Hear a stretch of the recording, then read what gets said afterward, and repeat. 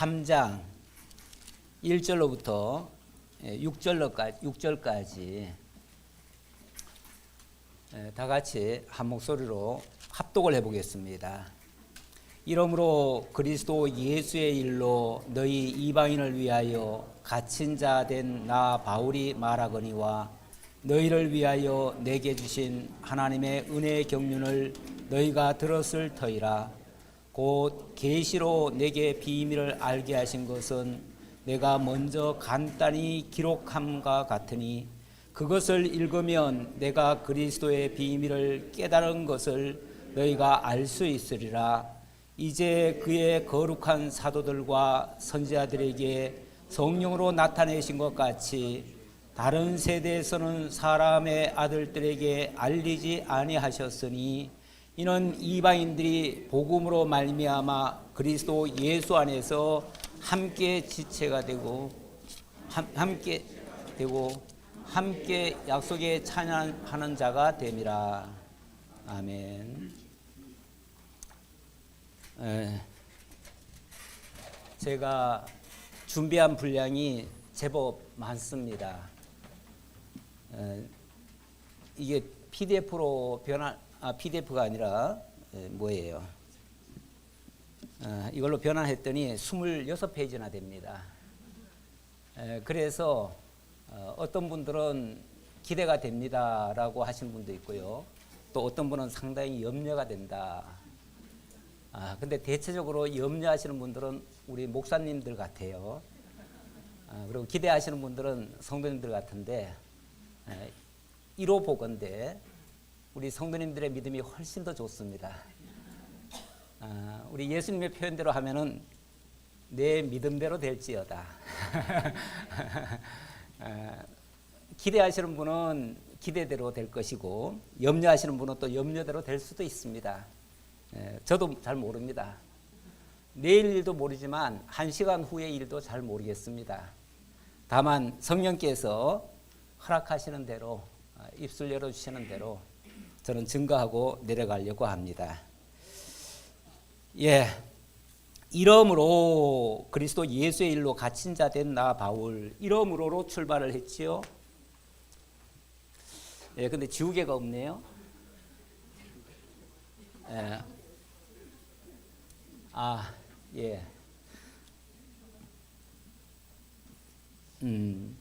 이러므로로 출발해가지고 3장에 보니까 이러므로가 2번 나옵니다. 그리고 4장으로 가면 또 그러므로가 또 한 3번, 4번 나옵니다. 이러므로로 출발해가지고 그러므로로 끝이 나는 것 같아요. 그래서 이거는 물론 앞장과 뒷장을 연결해주는 말씀이다. 저는 그렇게 생각을 했고요. 이러므로 하는 말은 1, 2장을 다 통틀어서 얘기하는 말로 보여집니다. 그리스도 예수의 일로 갇힌 자 된 나 바울은 사도 바울은 지금 감옥에 갇혔습니다. 왜 갇혔을까요? 그리스도의 예수의 일로 너희를 위하여 갇혔다 이렇게도 말할 수 있겠지요. 그 다음 말이 너희를 위하여 내게 주신 하나님의 그 은혜의 경륜, 그 경륜을 하나님께서 들려주시기 위해서 그렇게 하셨습니다. 곧 계시로 내게 비밀을 알게 하신 것, 그리고 그것을 읽으면 그리스도의 비밀을 알 수 있으리라. 사실 놀라운 것은요, 우리 하나님께서 당신의 비밀한 말씀을 특별계시 성경으로 기록을 해서 우리에게 들려주셨습니다.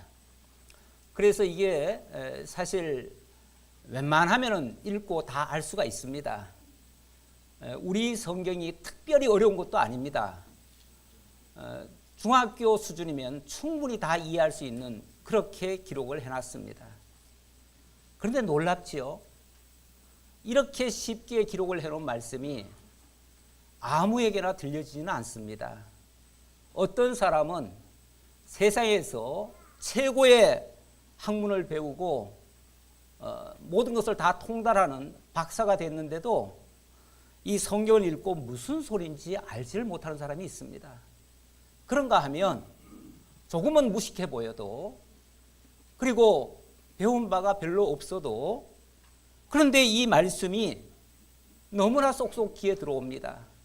그리고 깨달아지고 믿어지는 역사가 일어납니다. 그리고 남들이 보지 못하는 하나님의 비밀한 것들을 보게 되어집니다. 그래서 주체할 수 없는 감동으로 하나님을 찬양하게 되어집니다. 이게 하나님의 능력이죠. 이러한 것을 우리 하나님께서 사도를 통해서 들려주시고 깨닫게 해서 우리에게 알려주셨는데, 그런데 이것이 아무 때나 누구에게나 다 해당되는 얘기는 아니고요. 보니까 사도들과 선지자들에게 성령으로 나타내신 것, 그리고 다른 세대에서는 사람들의 아들들에게 알리지 아니하셨다. 어찌 보면 계시의 완료가 된 거예요. 사도와 선지자들 통해서 특별 계시 성경을 들려주시고 나머지 사람들에게는 이 비밀의 계시를 더 이상 알려주지 않았어요. 이제는 그것을 글로 기록해서 우리들이 듣고 읽고 함께 배움으로써 알 수 있도록 이렇게 하셨어요. 이렇게 하시기 위해서 필요한 직임들이 있어요. 그래서 3장에서는 이 비밀한 계시의 말씀을 증거를 하고 4장에서는 그 말씀을 체계적으로 우리들에게 들려줄 그러한 일꾼들을 소개하는 그런 내용이 되겠습니다. 그 귀한 비밀의 말씀을 가지고 그걸 이제 또 복음이라고 표현을 했는데 6절에 보니까 복음으로 말미암아 그리스도 예수 안에서 함께 상속자가 되고 함께 지체가 되고 함께 하나님의 약속에 참여하는 자로 만들어 가신다. 우리가 거기에 참여하게 되었습니다. 엄청난 정말 하나님의 사람들이 이루어가는 그 하나님의 나라에 그 영원한 교회에 우리를 멤버로 삼아가지고 그분들과 함께 하나님의 나라를 상속받을 상속자가 되게 하고 그분들의 지체가 되게 하고 그분의 그 약속에 우리가 함께 참여하는 자가 되었다. 이 엄청난 복을 가지고 우리가 출발을 하는 겁니다. 오늘 에베소서, 사실 이 에베소서가 너무나 깊이 있는 내용이 돼가지고 어떤 분들은 굉장히 좋아하기도 하지만 어떤 분들은 굉장히 또 힘들어하기도 해요.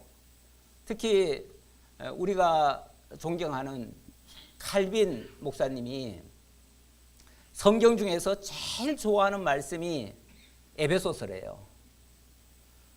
그리고 이 에베소서를 통해서 하나님의 교회에 대한 진리를 엄청나게 많이 증거를 했는데, 그래서 우리도 사실은 기대가 큽니다.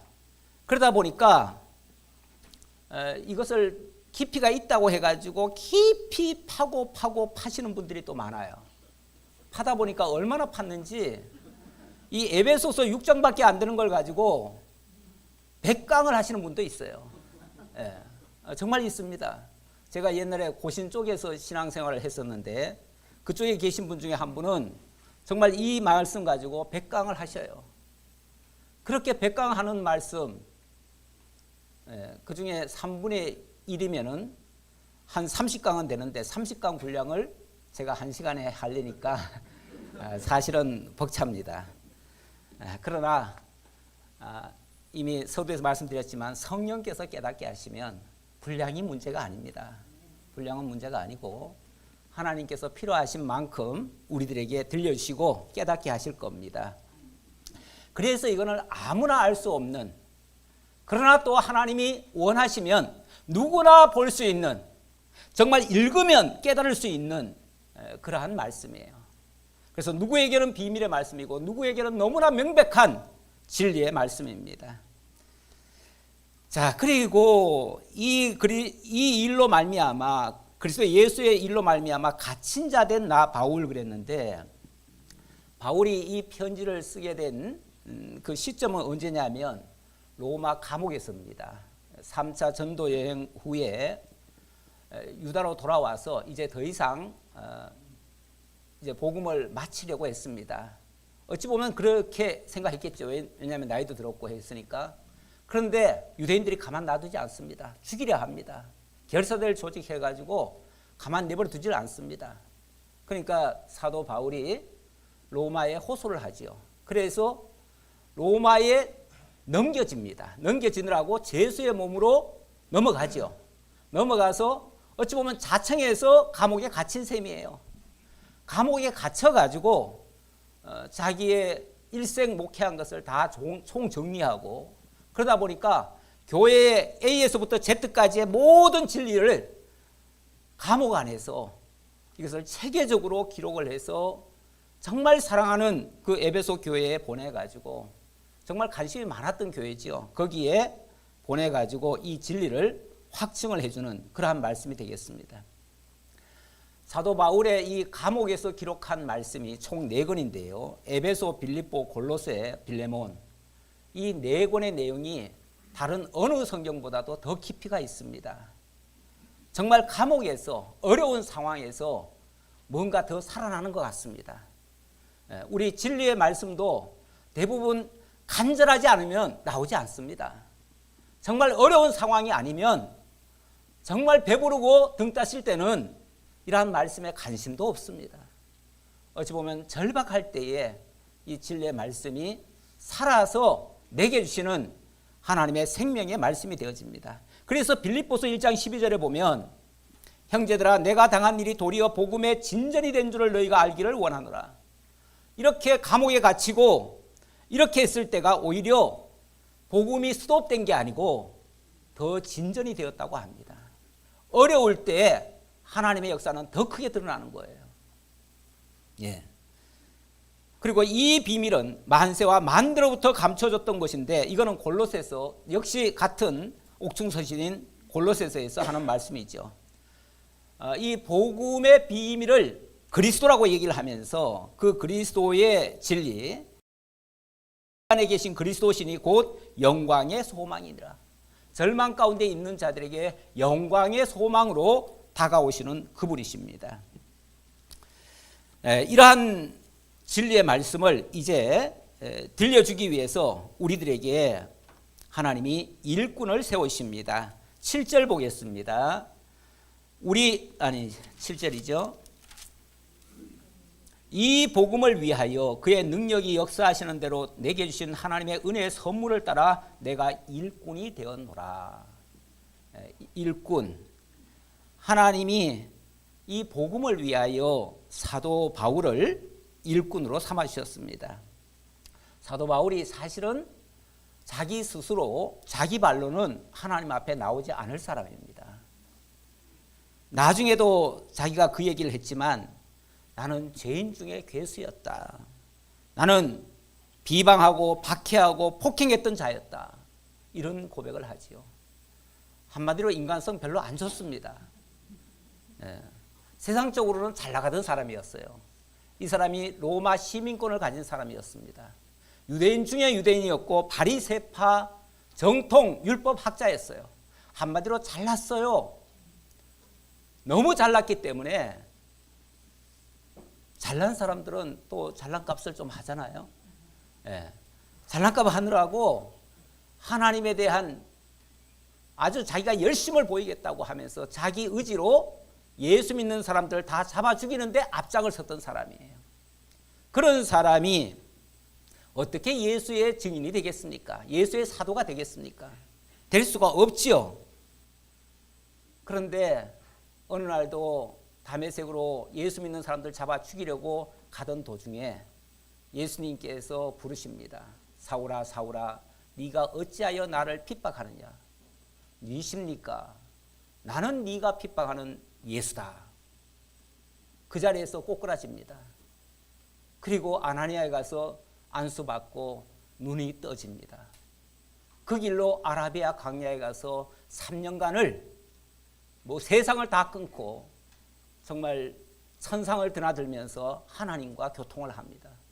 그리고 모든 진리의 내용을 다 습득을 합니다. 예수님이 그렇게 말씀하십니다. 내가 이제 너를 이방인을 위한 나의 사도로 삼겠다. 너는 이제 이방인을 위한 사도가 되어라. 그래서 이방인을 위한 사도가 되어진 겁니다. 살아있을 때에 예수님을 직접 본 적은 없지만 그러나 부활 승천하신 예수께서 직접 나타나셨고 내가 너를 임명한다 하시면서 일꾼으로 삼아주신 겁니다. 복음의 일꾼으로 삼아주신 거예요.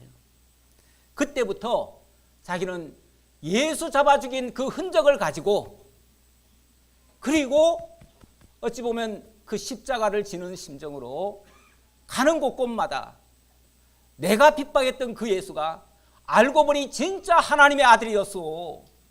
그분 안에 진짜 생명이 있어. 그분을 만나야 사는 것이요 하고서 내가 지금까지 헛된 것을 추구했는데 이제 그 예수를 만나면 영원한 생명에 참여하고 정말 하나님의 나라를 유업으로 받는다오. 이렇게 증거할 수 있었다 그 말이죠. 그 뒤에 이 바울은 눈도 안 좋았고요. 여러 가지 질병도 있었고 그래서 몇 번이나 하나님 앞에 기도했다고 그러잖아요. 3번 기도했는데 하나님이 야 그런 거 가지고 기도하지 마. 내 은혜가 내게 족하도다 하시면서 이제 너는 이 복음만을 위해서 기도하고 그래서 사도 바울이 이때부터 기도하는 것은 성도를 위해서 기도하고 복음 전하는 걸 위해서 기도하고 하나님의 나라를 위해서만 기도하고 자기 자신을 위해서는 오히려 자기가 잘 견딜 수 있도록 해달라고 하는 그러한 기도만 했지요. 예. 그러면서 그때부터는 이렇게 얘기를 합니다. 고린도서 11장 26절을 보니까 형제들아 너희를 부르심을 보라. 육체를 따라 지어온 자가 많지 않았다. 어찌 보면 세상에 천한 것들과 멸시받는 것들과 없는 것들을 택해서 이렇게 하셨는데 왜 그렇게 하셨는가? 우리 육체도 하나님 앞에서 자기를 사랑하지 못하게 하려고 했다. 오직 하나님만 드러내려면 하나님만 클로즈업 시키려면 두 배를 다 어둡게 해야 되고 다 낮춰야 됩니다. 나도 낮춰야 됩니다. 내가 잘나면 하나님이 가려집니다. 내가 너무 똑똑하면 하나님은 증거되지 않습니다. 내가 좀 부족하고 어리석지만 하나님을 드러내기 위해서 나는 도구로 쓰이기 때문에 그래서 복음의 일꾼은 이렇게 하는 것이고 거기에 하나님이 또한 은혜의 선물을 주시고 비밀의 경륜을 들려주셔서 이렇게 하셨다. 그래서 이방인을 위한 최적의 상태가 되었다. 이렇게 말씀드리고요. 자, 10절 보겠습니다. 이는 이제 교회로 말미암아 하늘에 있는 통치자들과 권세들에게 하나님의 각종 지혜를 알게 하려 하심이니 하늘에 있는 통치자들, 권세들에게 이 세상의 모든 지도자들에게 하나님의 각종 지혜를 알게 하시려 그랬다. 곧 영원부터 우리 주 그리스도 예수 안에서 예정하신 뜻대로 하신 것이라. 우리가 그 안에서 그를 믿음으로 말미암아 담대함과 확신을 가지고 하나님께 나아감을 얻느니라. 그러므로 낙심하지 말라. 그러므로 너희에게 구하노니 너희를 위한 나의 여러 환난에 대하여 낙심하지 말라. 이는 너희의 영광이니라. 하나님의 이런 경륜을 이해한다면 지금 현재 어렵게 된 상황이 절대 나쁜 것이 아니고요. 결과적으로는 더 좋은 것이고 오히려 그것이 영광스럽다. 고난을 받으면서도 그것을 영광으로 느낄 수 있는 것, 아무나 할 수 있는 일은 아닙니다. 우리 예수님은 십자가를 앞에 놓고 아버지여 나를 영화롭게 하옵소서, 나를 영광스럽게 하옵소서, 십자가 지게 해달라는 얘기입니다. 예수님의 제자들이 십자가를 지는 것을 영광으로 여기면 얼마나 좋겠습니까? 그런데 우리가 예수를 전하면서 대접을 받으려고 했던 적이 많죠. 알아주기를 바랬고 내가 영화를 얻기를 바랬지요. 우리 사도 바울은 어떻게 해서든지 자신은 그 일에 쓰임받는 도구가 되어지고 오직 하나님의 비밀의 경륜만이 오롯이 드러나고 하나님의 지혜만이 온전히 증거되어지고 자신은 그 일에 쓰임받으면 영광이다. 이렇게 이야기했다는 얘기입니다. 그래서 사도 바울은 고린도서 11장 26절 이하에 보면 마지막 끝에 그렇게 얘기합니다. 내가 부득불 자랑할진대 내가 약한 것을 자랑하리라. 자기 자신을 위해서 자랑할 것은 약한 것밖에 없다. 내 잘난 것이 드러나면 안 되겠지요. 14절입니다. 14절은 복음의 비밀을 담대히 전하기 위해서 기도를 요청하는 그리고 기도하는 장면이 되겠지요. 이러므로 내가 하늘과 땅에 있는 각 족속에게 이름을 주신 아버지 앞에 무릎을 꿇고 비노니 그의 영광의 풍성함을 따라 그의 성령으로 말미암아 너희 속사람을 능력으로 강건하게 하시오며. 바울의 기도는 역시 다릅니다. 우리가 기도하는 것과는 많이 다른 것 같아요. 일부에서는 기도라는 것은 하기만 하면 무조건 다 이루어진다고 해가지고 기도 만능을 부르짖는 분들도 있습니다. 그런 분들은 양적으로 일단은 기도를 많이 하려고 합니다. 전에 우리 총회에서도 그런 얘기가 한번 있었어요. 하루에 3시간 이상 기도하지 않는 사람은 하나님의 종이 아니다. 기도를 해야 되는데 기도하다가 만약에 딴 생각이 들었으면 무효고 그때부터 다시 시작해야 된다. 어쨌든 정신 바짝 차리고 3시간 이상 기도해야 하나님의 종이다. 그러면서 엄청 기도를 강조하셨어요. 그러신 분이 1년도 안 돼서 또 나가버리시더라고요. 그런데 그렇게 양적으로 기도 많이 해서 많이 얻어내는 것이 목적이라면 그건 기독교의 기도 같지는 않습니다. 일단 기도의 양으로 따지면요, 저는 우리 기독교인들보다 무속인들의 기도가 훨씬 더 많다고 생각합니다. 무속인들, 우리 어머니도 옛날에 그러셨는데요, 새벽마다 정한수 떠놓고 기도한 적이 있어요. 새벽마다. 여러분들 새벽마다 물이라도 한 잔 떠놓고 기도하십니까? 그렇게 못하셨으면 그 무속인들만큼도 못하시는 겁니다. 그들은 보면 100일 기도도 하고요, 1000일 기도도 합니다. 기도 도량에 가가지고 아주 집중적으로 기도할 때 많습니다. 양으로 따지면 훨씬 못하고요. 또 그들이 기도하는 내용을 보면 정말 가족을 위해서 얼마나 간절하게 하는지 몰라요. 그런데 내용이 뭐죠? 가족의 건강과 출세와 이런 것들이죠. 그런데 우리 예수님은 뭐라고 얘기하셨냐면 구하라 찾으라 두드리라 하셨는데 무엇을 먹을까 마실까 입을까를 구한다면 그것은 이방인들의 기도다 이렇게 얘기를 하셨고, 성령 너희가 진짜 구하고 찾고 두드릴 것은 참 좋은 것을 구해야 되는데 누가복음 11장 13절에 의하면 그것은 바로 성령을 주시지 않겠느냐 이렇게 말씀하십니다. 우리가 구할 것은 성령이라는 겁니다. 다시 말하면 내가 주도해서 무엇을 구해가지고 내가 이뤄내는 자가 아니라 성령이 오시면 나를 통해서 당신의 뜻을 이루어 가신다. 또는 하나님의 역사를 이루어내신다. 나는 거기에 쓰임받는 도구다. 이렇게 기도하는 것이 맞겠지요. 그래서 지금 사도 바울이 기도한 것은 그렇게 기도하는 겁니다. 하늘과 땅에 있는 각 족속에게 이름을 주신 아버지 앞에 무릎을 꿇고 비노니, 이름을 줬다고 하는 것은요, 그 모든 권세를 다 쥐고 있는 분이에요. 우리의 주관자가 되시는 분이시죠. 사실 이름을 준다고 하는 것은 내게 맡겨놓은 자나 마찬가지예요. 내가 이름을 쓴다면은 내게 맡겨진 거예요. 첫사람 아담에게도 모든 만물들에게 이름을 다 주라고 그랬잖아요. 그것은 네가 다스리라는 뜻이에요. 그런데 우리 하나님께서 친히 우리를 다스리신다는 거예요. 그분 앞에 무릎을 꿇고 비노니 그의 영광의 풍성함을 따라 그의 성령으로 말미암아 너희 속사람을 능력으로 강건하게 하시오며, 바로 그분의 성령이 그분의 영원한 계획대로 우리 속에 오셔서 이 모든 역사를 이루시는데, 이루시는 방식은 사랑 가운데서 이렇게 얘기를 합니다.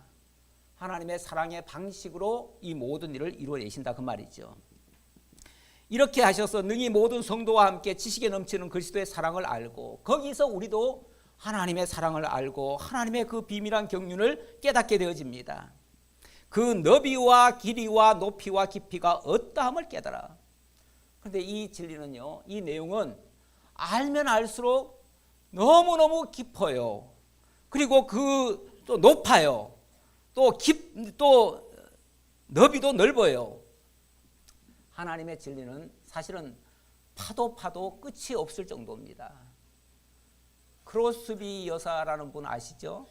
소경이면서 7월 일평생 이 성경적인 심한 만여 편 이상을 쓰신 분이고, 그 중에 한 30곡이 찬송가로 우리 찬송가에 들어 있습니다. 이분은 소경입니다. 태어나서 얼마 안 돼 가지고 그 가정부가 뭐 잘못해 가지고 그만 눈이 멀었어요. 그런데 소경이 된 다음부터 그야말로 영안이 열렸다고 할까요? 정말 하나님과 간절한 기도 속에서 하나님의 그 은혜를 잊고 하나님의 놀라운 역사를 보게 됩니다.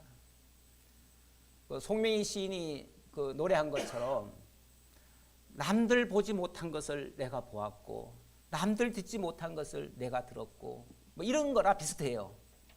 그렇게 많은 것을 깨닫고 저 하늘을 캠퍼스 삼고 저 바닷물을 먹물 삼아서 그 은혜와 그 사랑과 그 진리의 깊이와 넓이와 이런 것들을 다 기록해도 다 기록이 안 된다. 그 정도로 깊이 있는 내용을 하나님께서 무궁무진하게 깨닫게 하시는 겁니다. 우리가 그 사실을 깨달으면요, 날마다 감격입니다. 하나님의 말씀은 그냥 듣고 지식적으로 알았다, 그렇구나, 여기서 끝나는 게 아니고 그 말씀이 우리 삶 속에서 새로운 역사를 만들어내는 거예요. 하나님의 놀라운 능력의 역사가 만들어지는 거죠. 거기서 우리의 입술 속에서 늘 감동과 기쁨과 찬양이 터져나오게 된다, 그 말이죠. 우리 신앙생활이라고 하는 것은 그렇게 해서 그러므로 그렇게 연결된다, 그 말이죠.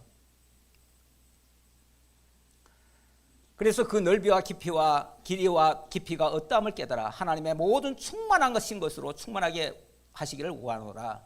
우리 하나님의 그 엄청난 비밀의 경륜이 너희 속에도 충만하게 입혀져서 너희도 늘 감격 속에서 하나님 찬양하며 살기를 원한다. 이게 진실한 기도였다. 20절입니다. 20절. 그런데 이런 기도를 이렇게 바른 기도는 해야지요. 기도를 우리가 올바르지 않다고 해가지고 기도를 안 하면 되는 건 아니죠. 그래서 제가 거기에 올바른 기도는 해야 된다. 에스겔 한 예를 가져왔는데 에스겔 36장 36절에 보면요, 나 여호와가 말하였으니 이루리라, 이런 말씀하십니다. 나 여호와가 말하였으니, 하나님이 말씀하셨으니 다 이루실 겁니다. 맞죠? 그러면 기도 안 해도 되겠네요. 그래도 이스라엘 족속이 이같이 자기들에게 이루어 주시기를 내게 구하여야 할 것이라. 하나님이 말씀하셨으니 하나님이 이루실 것입니다. 하지만 우리 보고도 기도하라고 합니다. 왜요? 기도를 한다는 말은 먼저 하나님의 뜻을 찾는 거잖아요. 하나님이 뭘 약속했는지 알지도 못하면 우리가 그 일이 이루어졌을 때 하나님이 하셨는지 저절로 된 건지 어떻게 알겠어요? 우리가 기도한다고 하는 것은 하나님의 뜻을 찾는 거예요. 그리고 그것이 이루어졌을 때 하나님께서 이렇게 말씀하시더니 이렇게 이루셨군요. 하나님 영광입니다. 하나님 찬양드립니다. 이렇게 나온다, 그 말이죠. 그래서 기도라고 하는 것은 늘 하나님을 찾는 것이고 그것을 성령께서 우리에게 깨우쳐 주시는 것이고, 그래서 언약대로 이루어진 것을 알고 우리가 찬양하게 되어진다. 그래서 기도는 꼭 필요하다. 다만 잘못된 기도는 하지 말고, 이방인의 기도는 하지 말고, 올바른 기도는 쉬지 말고 기도하라, 이렇게 말씀하셨잖아요. 늘 하나님의 말씀을 기억하고 우리의 삶 속에서 하나님을 늘 깨달아 가시는 여러분들이 되시기를 진심으로 축원드립니다. 자, 계속해서 20절입니다. 20절. 우리 가운데서 역사하시는 능력대로 우리가 구하거나 생각하는 모든 것에 더 넘치도록 능히 하실 이에게, 능히 하실 이에게, 그러니까 우리가 구하거나 생각하는 모든 것에 더 넘치도록 능히 하실 이에게. 내가 뭘 구했는데 하나님이 다 이루어졌다. 그러면 내가 구한 한도 내에서 이루어지는 거잖아요. 그렇죠? 그러면 한도 내에서 이루어지는 게 좋겠어요? 우리 구하는 이상, 우리가 알지 못하지만 미처 구하지도 못한 거지만 하나님이 우리의 필요성을 미리 아시고 다 이루어주시는 게 더 낫겠어요? 후자겠죠? 예. 하나님이 알아서 해주세요 하는 게 훨씬 낫습니다. 내가 뭐 해줄까? 그런데 뭐 하나 사주세요 그러면 그거밖에 안 사줘요. 알아서 해주세요 하면 다 알아서 해줘요. 우리가 조금 더 폭넓게 기도하시되 하나님의 언약을 붙잡고 해야겠죠. 내 소원대로만 빌지 마시고, 이런 얘기예요. 그런데 로마서에 보면 우리 주님께서는요, 우리가 알지 못하는 거 성령께서 탄식하면서 우리의 구할 바를 기도하신대요. 이루어주신대요.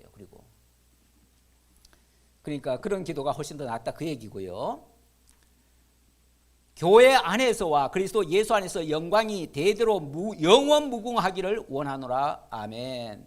예, 이렇게 깨달아지면 하나님은 영원토록 찬양하게 되어질 것이다. 그런 얘기고요. 4장으로 넘어갑시다. 예, 4장의 내용은 크게 두 부분입니다. 4장 전반부와 후반부로 나뉘는데요. 전반부는 교회를 위한 직분 이야기입니다. 이 직분 이야기 속에서는 성령이 하나 되게 하신 것을 힘써 지키라는 말씀이 있고 또 하나님과 인간의 화목을 위한 만유 통일의 말씀이 있습니다. 일단 이 말씀을 하나 가져왔어요. 하나님은 질서의 하나님이시다. 이건 물론 여기 본문에 있는 말씀은 아닌데 갑자기 이런 뭐 교회 조직 이야기가 나오기 때문에 그래서 왜 하나님이 갑자기 교회를 이렇게 조직을 하시는가 그걸 알기 위해서 우리 하나님은 질서의 하나님이시다. 고린도서에 보면 고린도서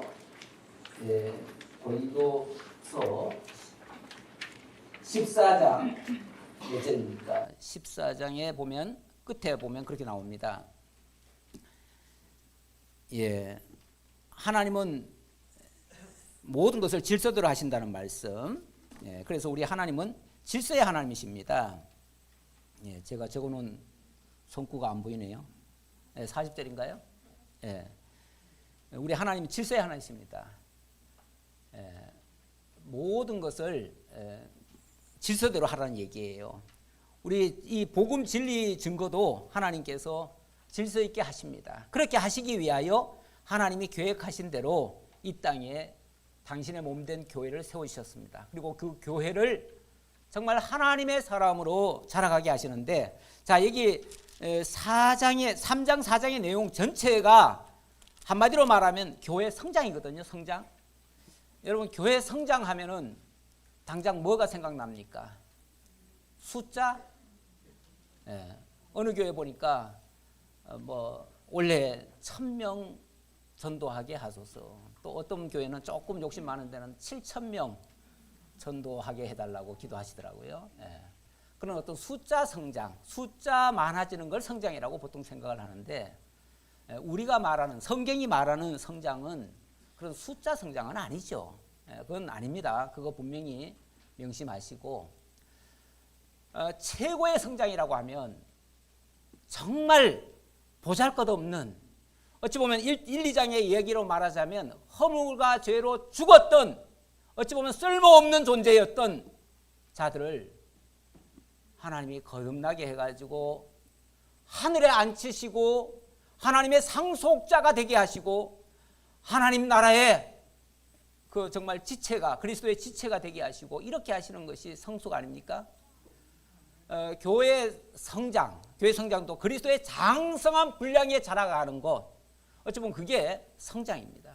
그런데 이것이 그냥 가만 내버려두면 알아서 다 커, 알아서 자라가 아니라 그렇게 가르쳐가는 거죠. 가르치려니까 일꾼이 필요한 거죠. 일꾼이 필요한데 어느 한 분야만 가르치는 게 아니라 전반적으로 가르쳐야 돼요. 그래서 여러 직분이 필요하고 여러 직분을 가르치려니까, 여러 직분을 세우려니까 여러 은사가 필요합니다. 이 여러 은사들을 하나님께서 교회에 주셔가지고 모든 사람에게 적당하게 그 일을 맡겨서 그 일을 하게 하신다 그 말입니다. 어찌 보면 우리 하나님께서 당신의 일꾼들 세우실 때 아까 그 얘기했죠. 잘난 사람 들여다가 쓰시는 게 아니라고요. 제가 요 밖에 요 바로 문 여시면요, 큰 작품이 하나 있습니다. 도자기 제가 헤아려 보니까 98개인 것 같아요. 도자기 98개를 가지고 작품을 만들어 놨는데 도자기가 똑같은 게 하나도 없습니다. 그 중에 쓸만한 도자기 하나도 없습니다. 전부 다 파품입니다. 전부 다 불량난 거예요. 불량난 거 98개를 한 자리에 모아놨는데 그렇게 되니까 조화가 되더라고요. 그리고 너무 아름다운 하나의 그림이 작품이 나왔어요. 우리 하나님께서 당신의 교회를 세워가는데 잘난 사람들 뽑아가지고 서로 자랑하는 사람들 세워놓은 게 아니고 어찌 보면 허물과 죄로 죽었던 자였으니까 쓸모없던 자들 아닙니까? 쓸모없던 자들, 불량품들. 죄송합니다. 여러분들을 불량품이라고 표현해서 죄송한데요. 솔직해야지 우리가 각을 돌이켜 보니까 내 자신도 너무나 부족한 투성이었더라고요. 어찌 보면 다 불량품들을 데려다가 하나님께서 연합해 가지고 하나의 작품으로 만들어가요. 이게 하나 된 교회예요. 그 안에 구성원들이 너무 좋아서가 아니에요. 다 제각각이고 하나도 똑같은 사람 없어요. 인류가 80억이라는데 놀랍죠? 한 사람도 똑같은 사람이 없어요. 지금은 디지털 시대라서요. 뭘 상품을 하나 만들면 똑같은 걸로 80억 개도 만들 수 있고 뭐 더 이상도 만들 수 있습니다. 그런데 그렇게 한 거는요, 생명력도 없고요, 의미도 없습니다. 만약에 똑같은 걸로 만들 거면요, 이 세상에 인류가 80억이 필요가 없습니다. 하나면 좋게요. 그렇잖아요. 다 똑같을 거니까. 그렇죠?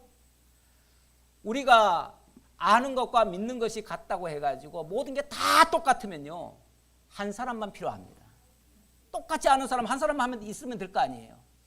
그런데 하나님이 한 사람이 아니라 제각각인 사람들, 어찌 보면 자기 고집도 세고 자기 주장도 강하신 분들, 이런 분들을 다 끌어모아 가지고 하나님의 작품을 만들어 가셔요. 이게 이 지상교회의 모습입니다. 그런데 이거를 다 제각각 맡겨놓으면 중구난방되지요. 그런데 거기에 머리가 예수님 한 분이라는 거예요. 거기에 하나님이 직접 주관하신다는 거예요. 주장하신다는 거예요. 성령을 통해서, 머리 대신 그리스도께서 성령을 통해서 우리 각 사람을 당신의 지초로 삼아가지고 각각 필요한 대로, 각각 하나님의 요구대로 다 쓰시겠다는 거예요. 이게 시스템이에요. 시스템은 조직을 만들어가지고 무슨 뭐 일관성 있게 체계적으로 내 한마디가 쫙 퍼지도록 이렇게 하는 게 아니고, 하나님이 오히려 제각각인 사람들을 다 동원해다가 하나님의 뜻에 다 복속시켜서 하나님의 역사가 이루어지도록 만드는 일, 그게 시스템이에요. 교회 시스템, 교회 조직이에요. 그리고 그 조직에 정말 윤활유 같은 하나님의 복음의 진리가 그것을 아름답게 조절해 가서 정말 하나님의 영광이 나타나도록 그렇게 만들어 가신다는 거예요. 이게 어찌 보면 조직과 행정이에요. 이걸 구약시대 때 처음에는 모세가 자기 혼자 일을 다 하려고 그랬잖아요. 그런데 하나님이 그 장인을 통해서 이 사람 왜 그렇게 답답하게 일하는가 그러면서 1000부장, 100부장, 50부장, 10부장 세워가지고 각각 일을 좀 분담시켜라. 그래가지고 제 역할들 다 하게 해가지고 모든 것이 합력해서 결국은 그 광야 교회가 아름답게 운영된 거 아닙니까? 우리 신약교회도 사실은 그렇게 하는 거예요. 그래서 제각각 하신다라는 얘기입니다. 4장. 그러므로 주 안에서 갇힌 내가 너희를 구원하노니 너희가 부르심을 받은 일에 합당하게 행하여 모든 겸손과 온유로 하고 오래 참음으로 사랑 가운데서 서로 용납하고 평안에 매는 줄로 성령이 하나 되게 하신 것을 힘써 지키라. 예, 이번 주제가 성령이 하나 되게 하신 것을 힘써 지키라는데, 예, 하나 된다는 말이 제가 아까 설명드렸습니다. 획일적인 하나가 아니다. 획일적인 하나가 아니고 하나이신 그리스도를 통해서, 하나이신 한 분 하나님을 통해서 그분의 뜻을 그리스도께서 이루시고 그 성령이 우리에게 일깨워서 교회를 통해서 다양하지만 한 영광을 위해서, 한 나라를 위해서 세워가시는 일이 하나다. 거기에 우리는 다 달라요. 나하고 옆에 계신 분이 달라요. 다름을 인정하셔야 됩니다. 그 다름이 틀린 게 아니에요. 그 다름이 잘못된 게 아니에요. 그 다름이 합쳐져서 하나가 되는 거예요. 온전한 하나가 되는 거예요. 왜냐하면 나도 온전치를 못하고 저분도 온전치를 못해요. 그런데 우리 하나님이 다 합쳐서 온전케 하셔요. 결국 이 교회를 통해서 하나님이 온전케 하시려고 다양한 은사를 주시고 다양한 직분을 주시고 모두가 다 합력하게 만들어요. 합력을 하려니까 어떻게 해야 되는가? 존중을 해야 돼요. 서로가. 저분이 나와는 다르지만 틀린 게 아니고 나보다 더 우월할 수 있어. 더 귀할 수 있어. 내가 쓰임받는 것보다 더 귀하게 쓰임받을 수 있어. 이렇게 보는 거죠. 그렇게 보니까 나보다 남을 낮게 여기고 동료들이 나보다 더 위대하다고 느끼고 내가 직분이 뭐 이 자리에 있으니까 나는 높고 저분은 낮다. 그러니까 내가 명령하고 너는 내 말 들어라. 이게 아니에요. 이게 아니고 그분에게는 그 일이 최적화된 거예요. 최적화되어 있기 때문에 하나님이 그 일을 주신 거예요. 마치 사도 바울을 이방인의 일꾼으로 삼은 거나 똑같아요. 우리 각 사람에게 각각의 일을 맡기셨기 때문에 다 은사가 달라요. 내가 못하는 걸 저분은 틀림없이 잘할 수 있어요. 그러니까 그분을 더 낮게 여기는 거죠. 존중하는 거고 인정하는 거고 그래서 함께 하게 되는 거예요. 함께 한다는 게 제일 중요한 겁니다. 나 혼자 잘하는 게 중요한 게 아니고 나 하나는 잘 못합니다. 잘 못해도 괜찮아요. 잘 못하는 사람들끼리 어차피 제가 얘기했잖아요. 우리 다 불량품이었다고요. 불량품들끼리 뭘 잘났다고 하냐고요. 도토리 키재기지. 잘나봤자 도토리 키재기예요. 우리 다 못난 사람들이 서로 합력하니까 빛나지는 거예요. 그리스도가 빛나는 거예요. 내가 빛나는 게 아니라. 예. 이렇게 하기 위해서 직분을 주셨다. 이렇게 하시는 분이 몸이 하나요 성령도 한 분이고 부르심의 한 소망 하나의 목적을 향해서 이렇게 모두가 다 합력하도록 만드신다. 주도 한 분이시요 믿음도 하나요 세례도 하나요 하나님도 한 분이시니 곧 만유의 아버지시라. 만유 위에 계시고 만유를 통일하시고 만유 가운데 계시도다. 이 주님이 만유를 통일하신답니다. 사실은 우리는 이방인이었습니다. 그리스도 밖에 있었습니다. 하나님의 약속 밖에 있었어요. 원래. 그래서 우리는 도저히 하나님의 백성들 그 그룹에 들어갈 수가 없습니다. 그런데 저 버려졌던 우리를 하나님이 불러내 가지고 그 장자들의 총회에 참가하게 만드신 거예요. 우리가 그 영광의 자리에 이제 같이 참여하게 된 거예요. 이제 당당히 하나님을 아빠, 아버지라 부르실 수 있도록 만들어 주셨어요. 대단한 특권입니다. 이 특권을 가지고 이제는 자신 있게 그 성도들과 동등하게 정말 그런 자긍심을 가지고 이제는 하나님 앞에 당당히 나아갈 수 있는 그런 자격자예요. 그런 자들에게 맡겨진 일이 얼마나 신납니까? 내 일이 짜증나는 게 아니라 하나님께 쓰임받는다는 것만 해도 영광스러운 거죠. 이렇게 하기 위해서 우리 각 사람에게 7절부터는 각 사람에게 그리스도의 선물의 분량대로 은혜를 주셨나니 하나님이 각 사람에게 은혜의 선물대로 선물의 분량대로 은혜를 주셨다. 선물의 분량대로 은혜를 주셨다. 이 선물이라는 글자가 한문으로 선물 사자입니다. 사자고 은혜의 선물 그랬으니까 은사가 되겠습니다. 은사. 그러니까 은사라고 하는 거는 무슨 뭐 특별한 재주를 따로 받았다 이게 아니고 하나님이 당신의 나라를 세워가는 일에 쓰시려고 그 역할을 맡기셨다 그 말이에요. 그게 은혜의 선물이에요. 이거는 다 교회를 유익되게 하는 데 쓰이는 거지 자기 위대함을 드러내려고 쓰는 게 아니에요. 자기를 위해서 쓰는 것은 그거는 뭐 달란트니 뭐니 그런 소리 하는데 뭐 은사와 달란트가 뭐 다르냐 똑같으냐 그거는 딴 얘기고요. 이거는 하나님께로부터 당신의 교회를 위해서 세우려고 주신 것이다. 그런데 어떻게 주셨는가? 그 방식이 그러므로 이르기를 그가 위로 올라가실 때 사로잡혔던 자들을 사로잡으시고 사람들에게 선물을 주었다 하였도다. 칠판 달라고 했으니까 한번 써야지요. 예. 자, 위에 계신 하나님이 이 땅에 내려오셨어요. 이 땅에 누가 있었냐면 바로 우리가 있었습니다. 우리가 죄와 사망, 이게 사망입니다. 사망 속에 우리가 있었어요. 그런데 우리가 지금 마귀에게 사로잡혀 있었어요. 사로잡혔던 우리를 그리스도가 오셔서 사로잡아내신 거예요. 사로잡아냈다고 하니까 이게 바로 구속입니다. 구속이죠. 그런데 사로잡기 위해서 당신이 십자가를 지셨어요. 희생제물이 되신 거죠. 희생제물이 되시고 그 결과로 사로잡혔던 자들을 사로잡아가지고 이끌어내셨어요. 이끌어내가지고 하늘에 앉히시고, 하늘에 앉혔다는 말은 하나님의 나라 백성으로 삼았다 그 얘기예요. 자, 그래 놓고 은혜의 선물을 주셨다.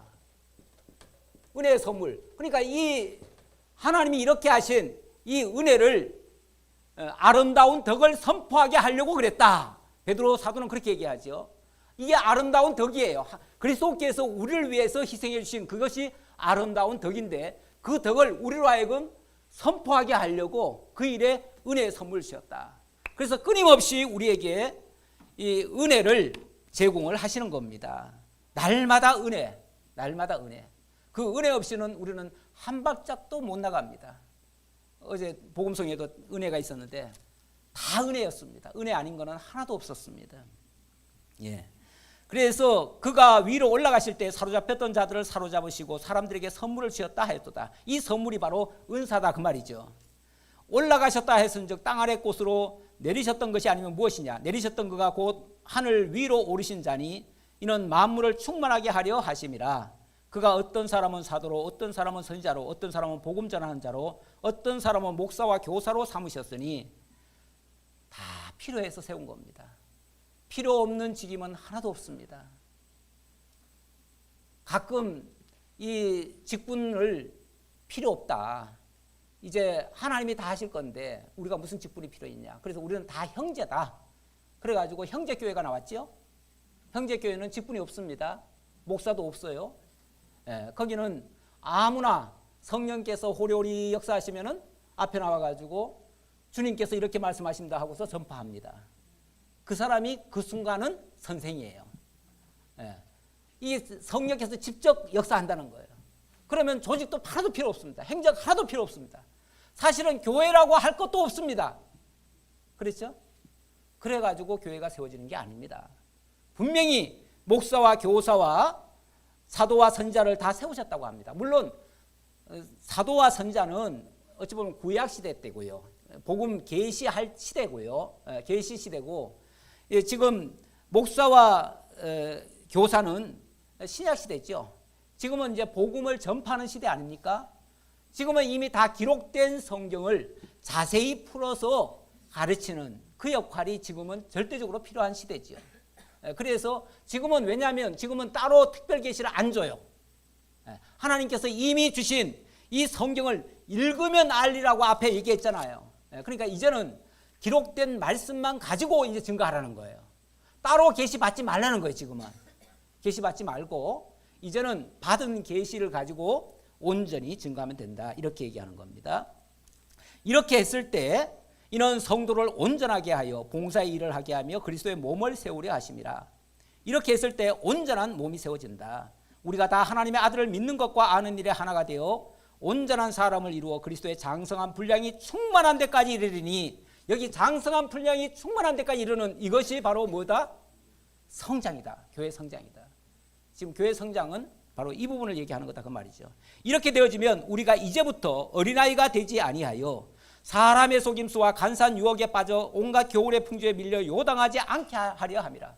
인간은요 기본적으로 죄 아래 태어났고 사단의 꾀임을 받아가지고 마귀에게 사로잡혀서 육체의 육체의 소욕대로 살았어요. 본질상 진노의 자녀예요. 그렇기 때문에 여전히 그 육체의 소욕이 남아있어요. 내버려 두면요, 지 하고 싶은 대로 해요. 이런 걸 뭐라고 그랬냐면 어린아이 같다고 그래요. 어린아이라는 말이 원래 어리석다라는 말도 거기서 나온 말이에요. 어린아이는 자기 중심이에요. 자기 마음대로 해요. 자기 고집대로만 해요. 남의 말 안 들어요. 남 존중 안 해요. 남 다 무시하고 자기가 제일 잘났다고 해요. 이게 어린아이예요. 그런데 육체에 사로잡혔기 때문에 본질상 그런 존재로 태어났기 때문에 그렇게 사는 거예요. 애들은 가만 내버려두면 계속 그렇게 가요. 거기에 제대로 된 그리스도의 교훈이 필요해요. 성령의 인도함이 필요해요. 그래서 너희는 그리스도의 교훈을 이제부터 받으라, 이런 얘기도 하지요. 그리고 이렇게 했을 때 온전히 이제 마지막 결론을 내리겠습니다. 그래서 어디 나옵니까? 17절 한번 보겠습니다. 17절. 그러므로 17절 보겠습니다. 그러므로 어리석은 자가 되지 말고 오직 주의 뜻이 무엇인가 이해하라.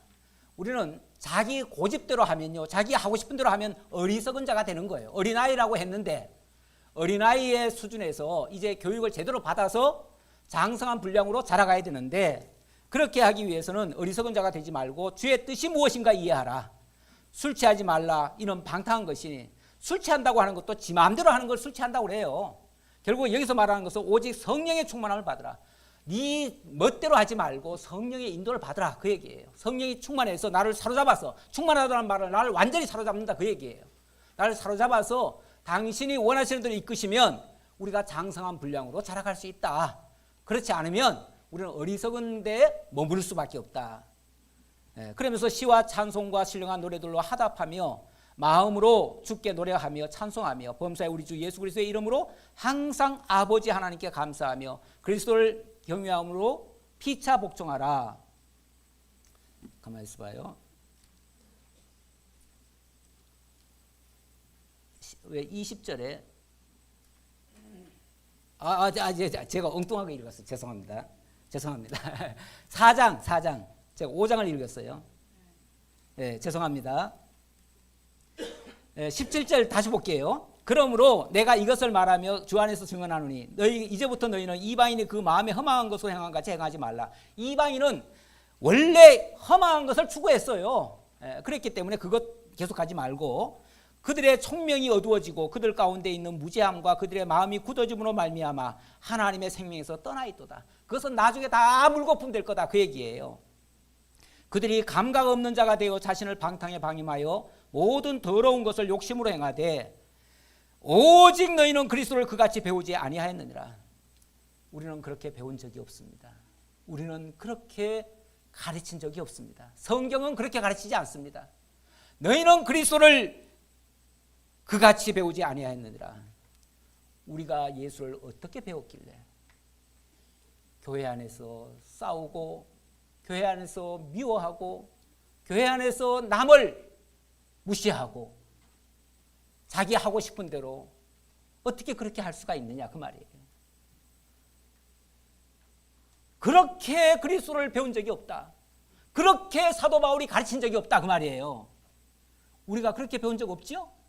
싸우라고 배운 적 없지요? 서로 시기하고 미워하고 질투하고 나와 다른 사람 배척하라고 가르친 적 없지요? 그렇게 배운 적 없습니다. 그런데 교회가 살리는 교회가 아니라 죽이는 교회로 때로는 갈 때가 있어요. 그렇게 되어지면 고린도전서 3장 11절 이하에 보면 그렇게 하는 것들은 나중에 가보면요, 뭔가 세운 것 같은데 다 나무풀 집과 같이 지어가지고 다 불이 났을 때 다 타버리고 없어질 것이다. 물거품 될 것이다, 그 얘기예요. 이 땅에 욕심으로 지어진 모든 것들은 다 없어집니다. 디모데후서 3장 5절 이하에 보면 우리가 경건의 모양은 있으나 능력을 부인한다면 항상 배우나 끝내 진리의 지식에 이룰 수 없다. 이렇게 만약에 잘못된 것으로 배우고 진짜 제대로 배우지 않고 지식적으로만 배운다면 결국 말씀 앞에 순종하는 게 안 보입니다. 그리고 다 한다고 생각합니다. 다 한다고 하는 거, 이거 굉장히 위험한 겁니다. 우리는 주님 앞에 가는 그날까지 다 할 수 없습니다. 다 알 수 없어요. 우리가 그렇게 똑똑한 존재들이 아니에요. 하나님이 오늘 하루 안 붙들어주면 내일 우리는 구렁텅이에서 발견될 거예요. 매일같이 하나님의 은혜가 필요한 자들이에요. 한순간도 놓으면 우리는 끝나는 존재들이에요. 벼랑 속에 있어요. 벼랑 끝에 있어요. 우리가. 하나님 오늘도 붙들어 주옵소서. 주님 오늘도 나와 동행해 주옵소서. 그렇지 않고 다 알았다고 하면 정말 바리새인들처럼 외식장이고, 정말 어제 노회장님 우리 증경 노회장님 말씀하신 것처럼 그렇게 어렵게 얻은 성도들을 갖다가 배나 더 지옥 자식 만드는도다, 이렇게 책망받을 수도 있어요. 우리가 그래서 더 이상 옛사람 다 벗어버리고 이제는 새 사람을 입고, 이제 옛사람인 나는 죽었다 생각하시고, 나 죽었습니다. 더 이상 건드려도 나 죽었어요. 그냥 죽으세요. 그냥 죽으셨다고 생각하셔야지. 예, 그냥 성질이 팍 살아나가지고 그냥 잃어버리면은 주여 또 살았군요. 나는 죽고 그리스도로 살아야 되는데 그리스도가 살아가지고 나도 지금까지 또 살고 있군요. 나는 어디 갔습니까? 아니 그리스도는 내게 어디 있습니까? 이렇게 하면 안 되잖아요. 그렇죠? 예, 마무리합니다. 마지막 얘기만 자꾸 하면 안 되죠. 예. 고린도 후서 6장 3절을 제가 마지막 끝에다가 적어놨어요. 예, 이거 한번 읽어보지요. 우리가 이 직분이 비방을 받지 않게 하려고 무엇이든지 아무에게도 거리끼지 않게 하고 모든 일에 하나님의 일꾼으로 자천하여 많이 견디는 것과 환난과 궁핍과 고난과 매맞음과 가침과 수고로움과 자지 못함과 궁핍과 고난과 뭐예요? 쭉 하고, 우리는 속이는 자 같으나 무명한 참되고 무명한 자 같으나 유명한 자요, 죽은 자 같으나 보라 우리가 살아있고, 징계를 받는 자 같으나 죽임을 당하지 아니하고, 근심하는 자 같으나 항상 기뻐하고, 가난한 자 같으나 많은 사람을 부유하게 하고, 아무것도 없는 자 같으나 모든 것을 가진 자로다. 다 잃어버릴 때 오히려 모든 것을 다 얻게 된다고 그랬습니다. 요한계시록 2장에 보면 에베소 교회 이야기가 나오는데요, 다 훌륭하다고 칭찬합니다. 그러다가 한 가지, 그러나 책망할 것이 하나 있다. 처음 사랑을 잃어버렸느냐, 어디서 떨어졌는지 찾아보고 회개하라, 이런 말씀이 나와요. 예, 우리 히브리서 12장 2절에 믿음의 주요 온전케 하신 예수만 바라보고 그분을 만나면, 그분의 교훈을 받고 성령의 인도함을 받으면 우리도 온전케 될 것이다 라는 이러한 믿음 가지시고 정말 행복한 신앙생활 하시길 바랍니다. 기도하겠습니다.